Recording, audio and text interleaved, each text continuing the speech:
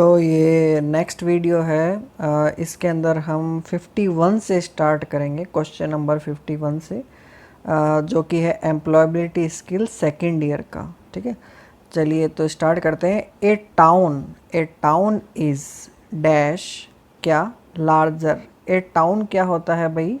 Larger होता है then village. एक विलेज से जो बड़ा है वो टाउन होता है, but small then a city, यानी एक शहर से वो छोटा होता है। ठीक है, चलिए इसके बाद में आता है we dash books from the library. हम लाइब्रेरी से क्या करते हैं भाई?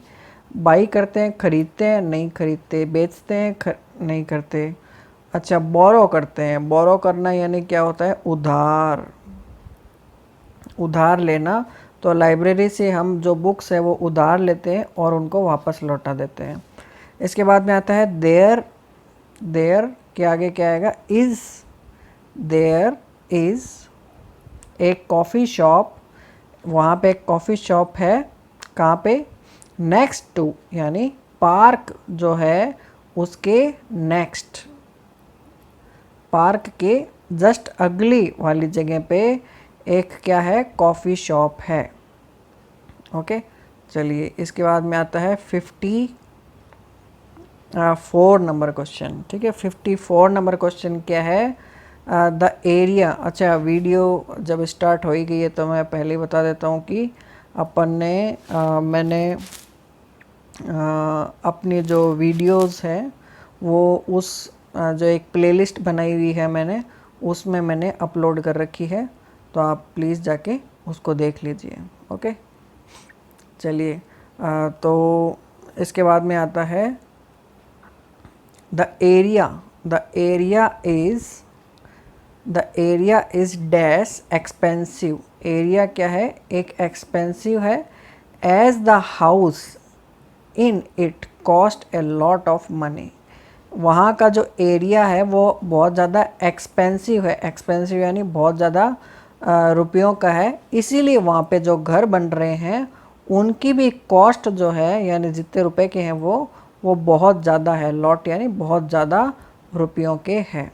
ओके, अगला क्वेश्चन आता है देर आर क्या भाई? देर आर सस्पिशियस यानी संदेहास्पद, suspicious apartments in my neighbourhood. मेरे पड़ोस में संदेहास्पद अपार्टमेंट्स है ना? सस्पिशियस नहीं है, स्पेसियस है ना? स्पेसियस अपार्टमेंट है ना? स्पेसियस का मीन्स अलग होता है। चलिए इसके बाद में आता है अपने क्वेश्चन नंबर 56 आता है इट इज़ ए क्या? सेफ। ठीक है, it is a safe locality. ये जो लोकेलिटी है वो सेफ है। No need not fear. Okay, चलिए अगले क्वेश्चन पे बात आती है। अगला क्वेश्चन है देयर इज़ वाटर स्कैरसिटी। वहाँ पे पानी की कमी है। इन द लोकेलिटी, उस लोकेलिटी में वहाँ पे क्या है? यानी उस इलाके में पानी की कमी है। द एरिया इज़, तो एरिया क्या है? वहाँ पे ड्राई है, यानी सूखा पड़ा है उस एरिया में, इसीलिए वहाँ पे पानी की स्कैरसिटी यानी कमी है। इसके बाद में आता है question number 58 transportation to the some rural areas is difficult as the roads are, है ना? कुछ एरियाज़ में जो ट्रांसपोर्टेशन है यानी वाहन की आवाजाही है वो डिफ़िकल्ट है, यानी मुश्किल है ना? क्यों? क्योंकि वहाँ की जो रोड्स है ना वो अनइवन है, यानी अनइवन यानी खुरदड़ी है। ठीक है, इसीलिए वहाँ पे ट्रांसपोर्ट जो है वो नहीं जा सकता ढंग से। There is a big play ground. वहाँ पे बहुत बड़ा एक प्ले ग्राउंड है। कहाँ पे है? नियर माई हाउस, मेरे घर के जस्ट पास में एक बहुत बड़ा प्ले ग्राउंड है। भाई ऑब्वियसली ऑन तो नहीं होगा, यानी घर के ऊपर तो नहीं होने वाला है ना? यानी ये गलत है। इन माई हाउस यानी घर के अंदर तो बहुत बड़ा प्ले ग्राउंड नहीं हो सकता। है ना। इसके अगला क्वेश्चन आता है there is a garden, there is a garden with, there is a garden with lovely, there is a garden with lovely flowers, यानी बहुत ही प्यारे फ्लावर्स का एक गार्डन है इन आवर नेबरहुड, मेरे नेबरहुड यानी मेरे पड़ोस में बहुत प्यारा फ्लावर का जो है गार्डन है।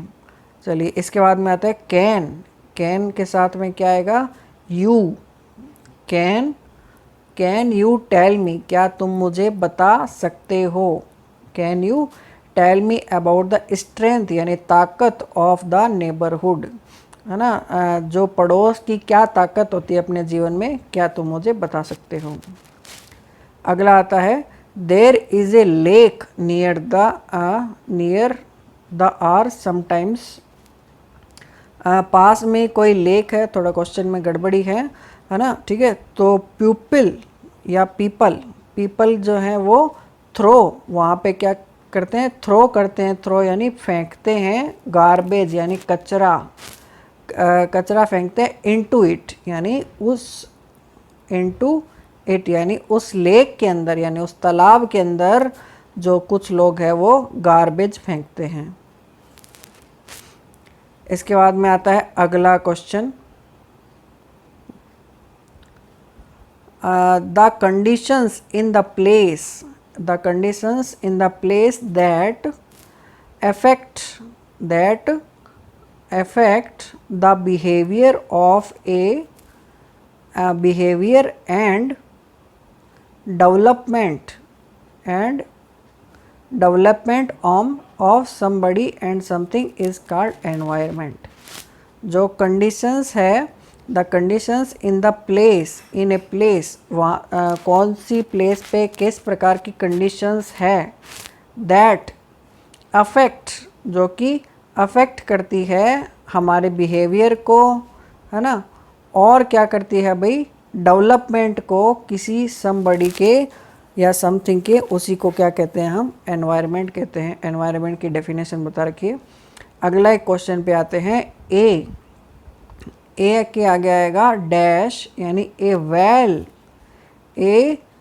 वेल एंड मेंटेन्ड नेबरहुड, एक बहुत अच्छा और मेंटेन किया हुआ पड़ोस है। इज़ ए क्या है, गुड, वो क्या है, एक अच्छा एनवायरनमेंट देता है हमें रहने के लिए, ठीक है। इसके बाद में आता है आइडेंटिफाई ऑपोजिट्स, ऑपोजिट्स में क्या है, क्लीन का ऑपोजिट क्या होता है भाई, डर्टी होता है, ठीक है, और हेल्दी का होता है अनहेल्दी, ठीक है।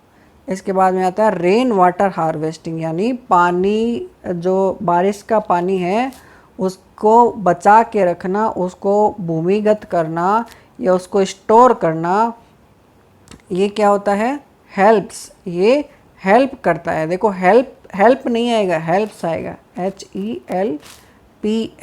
इसका भी एक अलग फंडा है कि जब हम किसी और के बारे में, थर्ड पर्सन के बारे में बात कर रहे होते हैं तो यहाँ पे वर्ब में एस लगता है, ठीक है। टू प्रिवेंट द वाटर स्कैरेसिटी, यानी वाटर की स्कैरेसिटी यानी कमी, है ना, से अगर हमें लड़ना है तो हमें क्या करना पड़ेगा, रेन वाटर हार्वेस्टिंग करना पड़ेगा। रेन वाटर हार्वेस्टिंग यानी बारिश के पानी को ज़मीन में स्टोर करके रखना।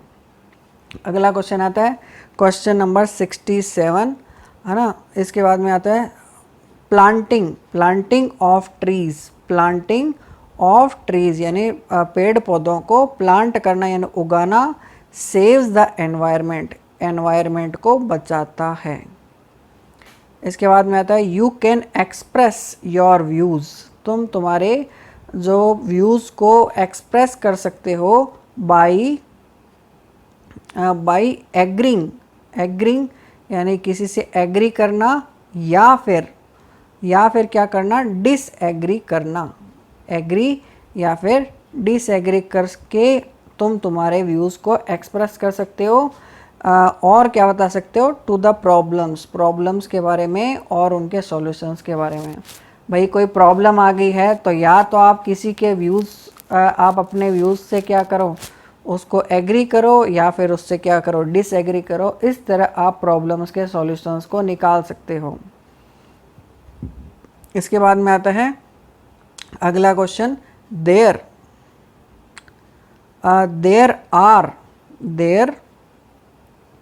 आर इंस्ट्रक्शंस, वहाँ पे खूब सारे इंस्ट्रक्शंस है। देखिए एस लगा है ना, इसलिए वहाँ पे आर आया है। To be, there are instructions to be followed, है ना, to be followed to maintain the neighbours well. वहाँ अपने पास अपनी दुनिया में खूब सारे इंस्ट्रक्शंस है जो कि नेबर्स जो कि फॉलो करने चाहिए, to maintain the neighbours well, है ना, पड़ोस को अच्छा बनाने के लिए हमें इंस्ट्रक्शंस को फॉलो करना चाहिए। चलिए अगला क्वेश्चन आता है, dash air pollution. Dash air pollution means control the air pollution,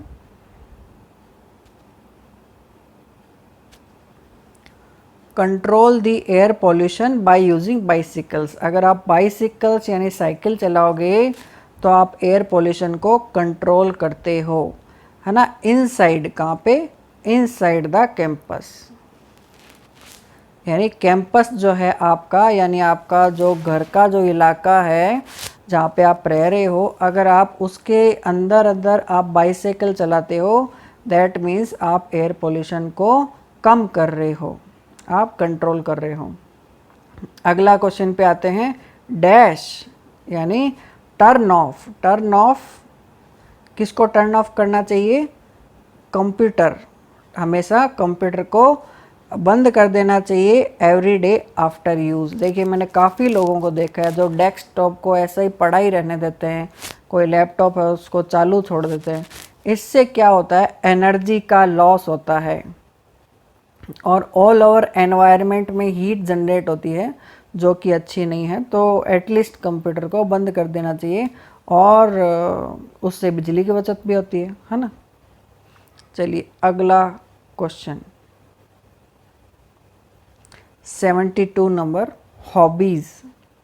देखिए ज़्यादातर इसमें क्वेश्चन है ना जो दो दो डैश करके हैं, है ना, दो दो डैश दिए हुए हैं। Hobbies, hobbies refers to activities, hobbies refers to activities that we do in our leisure time। जब हमें टाइम खूब ज़्यादा होता है तो हमें हॉबीज़ को करना चाहिए, है ना। हॉबीज़ हॉबीज़ वो होती है जो हम हमारे खाली टाइम में करते हैं, ठीक है। इसके बाद में आती है gardening, reading, collecting stamps, singing. ये सारी चीज़ें क्या है, कौन सी हॉबीज़ हैं, ये दे आर यानी खूब सारी है ना, इसलिए वहाँ पे आर लगाया हुआ है। अगर एक होती तो वहाँ पे इज लगता, ठीक है। तो ये सारी चीज़ें क्या है, are some examples of hobbies, जो कि वापस ऐसे लगा हुआ है तो यहाँ पे आर आएगा। अच्छा, वाज और वर में क्या डिफरेंस है।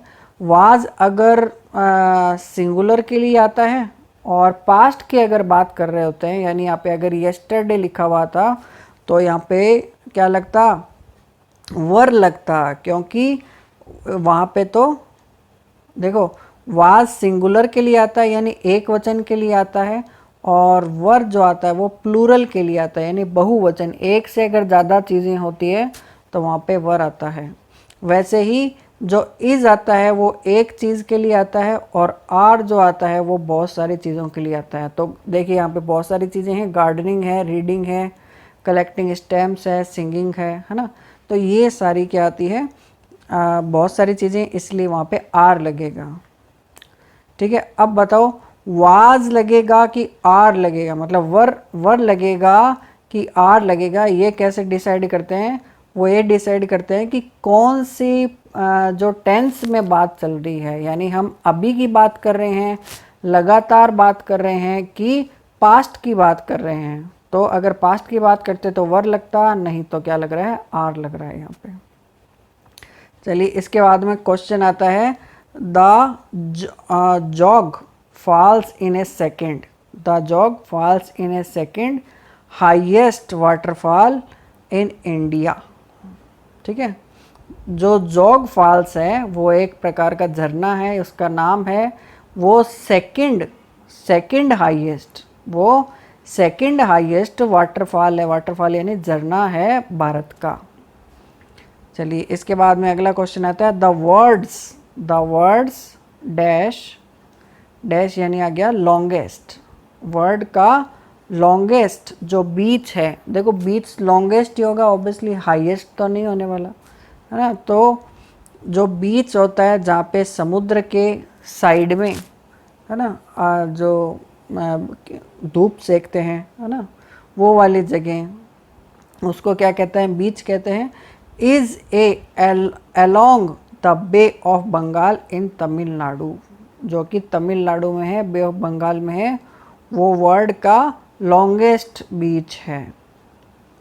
अगला क्वेश्चन पे आते हैं, वन ऑफ द सेवन, सात में से एक जो वंडर्स है ना, one of the seven wonders. देखो इसमें बहुत बढ़िया अगर देखा जाए कि यहाँ पे वंडर आना चाहिए था कि वंडर्स आना चाहिए था। देखो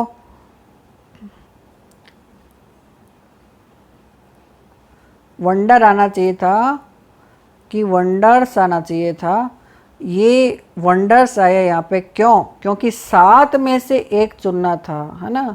तो जब सात बता दिया यानी क्या है, एक प्लूरल है, प्लूरल यानी बहुवचन है, यानी कि अगर एक होता तो ये क्या होता, वंडर होता है ना। अब वंडर और वंडर्स क्या होते हैं, वंडर यानी होता है अजूबा है ना, जैसे अपना ताजमहल है। ठीक है, इज़ द मॉडर्न वर्ड, ये क्या है, एक मॉडर्न वर्ड है, इज़ लोकेटेड इन आगरा इन उत्तर प्रदेश। चलिए तो सात में से एक अजूबा जो है वो क्या है, ताजमहल, जो कि आगरा में है और वो उत्तर प्रदेश में है। अगला क्वेश्चन पे आते हैं, क्लाइंबिंग माउंटेन्स यानी पहाड़ों पे चढ़ना, ट्रैकिंग करना, सर्फिंग करना और स्कूबा डाइविंग करना। स्कूबा डाइविंग करना, देखो खूब सारी चीज़ें आ गई ना, इसलिए क्या लगेगा, आर लगेगा। इन सबको क्या कहते हैं, एडवेंचर्स कहते हैं है ना। जो mountains riding, trekking, surfing, scuba diving, ठीक है ना, गरीबों के लिए नहीं है ये सारी चीज़ें गरीबों के लिए नहीं है। जो अमीर लोग होते हैं, मतलब थोड़े बहुत जिनके पास पैसे होते हैं, उन सब के लिए हैं। आप भी जब अच्छे खासे कमाने लग जाओगे तो ये सब चीज़ें ज़रूर करने जाना अपनी ज़िंदगी में। चलिए अगले क्वेश्चन पे आते हैं, एडवेंचर्स आते हैं, एडवेंचर्स इन्वॉल्व रिस्क। एडवेंचर्स के अंदर जो होती है रिस्क तो होती है, यानी कि अगर आप पहाड़ी पे चढ़ते हो ना भैया, तो गिरने का, लगने का डर तो हमेशा होता है, यानी इन्वॉल्व्स यानी कि उसमें सम्मिलित होता है ना। रिस्क तो इन्वॉल्व होती है, एंड आर एक्साइटिंग, लेकिन वो क्या होती है, एक्साइटिंग होती है टू पीपल यानी लोगों के लिए, हु अंडरटेक देम, जो इस चीज़ को लेते हैं।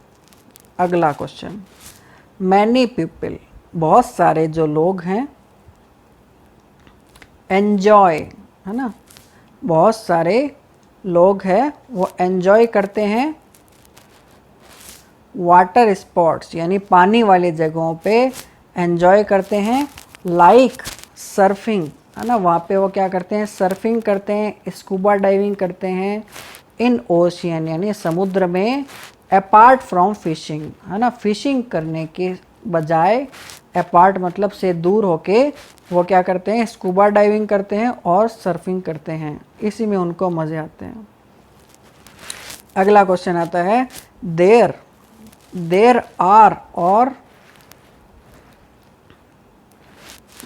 Are famous mountains and beaches. Mountains and beaches, देखो दो चीज़ें आ गई, दो चीज़ों को जोड़ने के लिए एंड का प्रयोग किया जाता है इन इंडिया।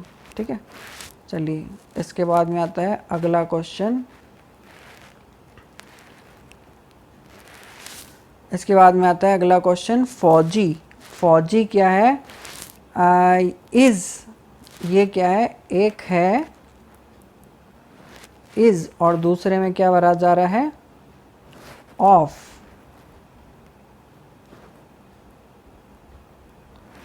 ठीक है, इज एन एक्टिव वोल्केनो, ये क्या है? एक एक्टिव वोल्केनो है, but 100 kilometre south west of Tokyo, लेकिन ये टोक्यो के 100 किलोमीटर साउथ वेस्ट में वहाँ पे सिचुएटेड है, यानी वहाँ पे है ना। वोल्केनो यानी क्या होता है? ज्वालामुखी होता है। ठीक है, चलिए अगले क्वेश्चन पे आते हैं। The white cliffs of the Dover, the white cliffs of Dover are, ठीक है, the white cliffs of the Dover are on the coast line of England, are the coast line of England. ठीक है, the white cliffs of Dover वो कहाँ पे है? Cliffs देखो यहाँ पे एस आ गया है, इसलिए क्या हुआ? आर का प्रयोग किया गया, यानी कि बहुत सारी बहुत सारी चीज़ें हैं वहाँ पे। और वो कहाँ पे है भाई? कोस्ट लाइन, यानी कि समुद्र के तट पर है। किसके? इंग्लैंड के समुद्र के तट पे है। चलिए अगला क्वेश्चन है, एवरेस्ट। एवरेस्ट द हाईएस्ट,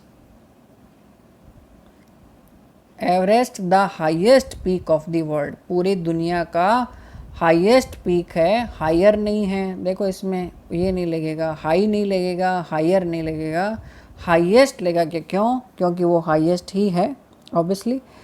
ठीक है, तो इज़ इन तिब्बत, तो एवरेस्ट तो एक ही है ना, इसलिए इज़ लगा है।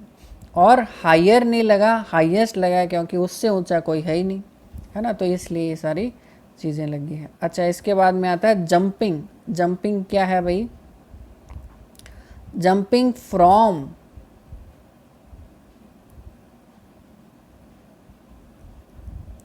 ठीक है, jumping from a great height, है ना, किसी ऊंची जगह से जंप करना यानी कूदना। While connected to a large elastic cord is called bungee jumping, है ना। बंची जंपिंग किसे कहते हैं भाई? एक इलास्टिक सी एक क्या होती है? कॉर्ड होती है, यानी रस्सी होती है, वो बहुत ही ज़्यादा इलास्टिक होती है। इलास्टिक पता है ना आपको, जो रबड़ की तरह होती है ना, जिससे झटका नहीं लगता।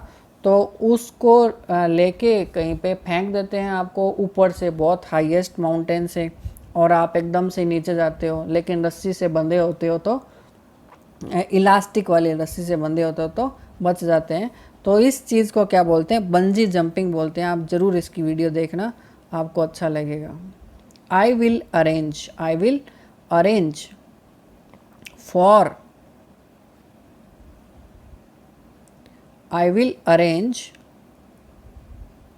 For the tickets to Pune, है ना, मैं पुणे के लिए जो टिकट्स है उसको अरेंज कर दूंगा। इसके बाद में आता है 86 number, adventure sports. Adventure sports can, from, into, in, है ना, चार दे दिए यहाँ पे। Can, from, into, in. ठीक है, एडवेंचर का जो स्पोर्ट्स होता है वो क्या होता है? कैन बी जंपिंग, है ना, जंपिंग हो सकता है। फ्रॉम द ग्रेट हाइट्स, ऊंची ऊंची हाइट से उठना, है ना। डाइविंग डीप, है ना, अंदर की ओर डाइव करना। इनटू द डीप सी, है ना, सी के अंदर। या फ्लाइंग इन द एयर, यानी हवा के अंदर उड़ना। ये सारा क्या होते हैं? एडवेंचर स्पोर्ट्स होते हैं, है ना। तो ये क्वेश्चन याद रखने आप। ठीक है, इसके बाद में आता है 87 नंबर क्वेश्चन, वो होता है एनकरेज। यहाँ पे आएगा एनकरेज और यहाँ पे आएगा डेवलप। ठीक है, एनकरेज एम्प्लॉयज़, है ना, यानी एम्प्लॉयज़ को क्या करना? एनकरेज करना, यानी बढ़ावा देना। टू आस्क क्वेश्चंस, क्वेश्चंस को पूछने के लिए बढ़ावा देना। वो क्या होता है? उसी से क्या होता है भाई? डेवलप होती है। क्या डेवलप होती है? टीम एटमॉस्फेयर, है ना। एक टीम का एक एटमॉस्फेयर डेवलप होता है जब आप क्वेश्चनिंग करते हो तो। इसके बाद में आता है rearrange the jumbled words. Jumbled words को रीअरेंज करना, यानी ये उल्टे पुल्टे वर्ड्स हैं, इसको क्या करना है अपन को? रीअरेंज करना है। Two process communication way is a. तो इसको किस प्रकार से करेंगे अपन? इसको जब उल्टे सुल्टे करके जचाएंगे तो क्या आएगा? Communication is a two way process, है ना। तो किस प्रकार से आएगा? कम्युनिकेशन, यानी ये पहले नंबर पे आएगा, इज़ ये दूसरे नंबर पे, ये तीसरे नंबर पे। Communication is a two way process, है ना। इस प्रकार से आएगा। तो इसको क्या कहते हैं? मैं जम्बल्ड वर्ड्स कहते हैं, यानी उल्टे सुल्टे जो वर्ड्स बोल दिए उनको लाइन से लगाना, इसी को जम्बल्ड वर्ड्स कहते हैं। चलिए, इसके बाद में आता है फिलअप, यानी कि ऑब्जर्व। ऑब्जर्व यानी लोगों को देखो, है ना। ऑब्जर्व करो लोगों को, बॉडी लैंग्वेज को, एंड हाउ दे, और ये देखो कि वो किस तरह से स्पीक करते हैं, यानी बोलते हैं। And when they talk over the phone, और वो फ़ोन पे किस प्रकार से बात करते हैं।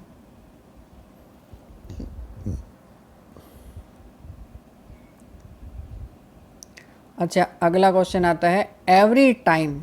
Every time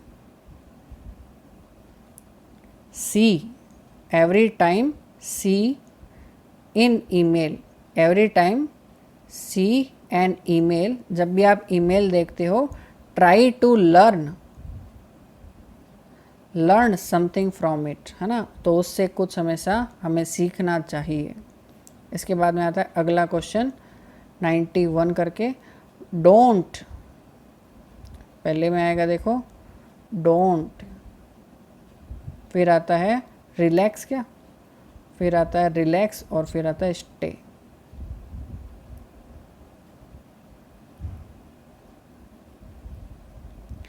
don't find jet, relax and smile. Relax कीजिए और स्माइल कीजिए, और स्टे कंपोज्ड, और हमेशा कंपोज्ड रहिए। अगला क्वेश्चन आता है there are many dos and don'ts. Dos और डोंट्स क्या होती है?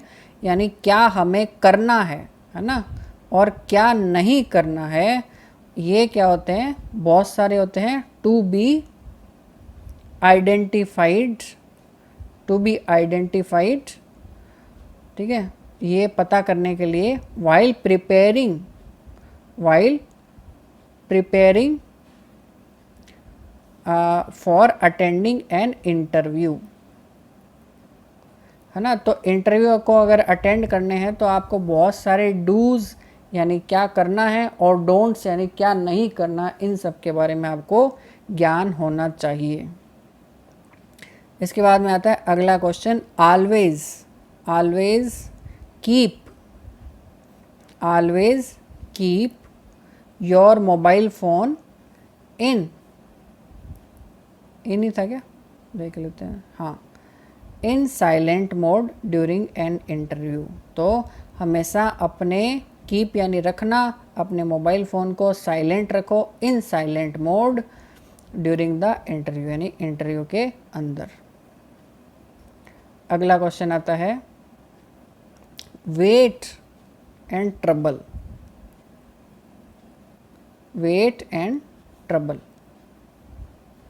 चलो, weight of for your turn, यानी अपनी बारी का इंतज़ार करो। डोंट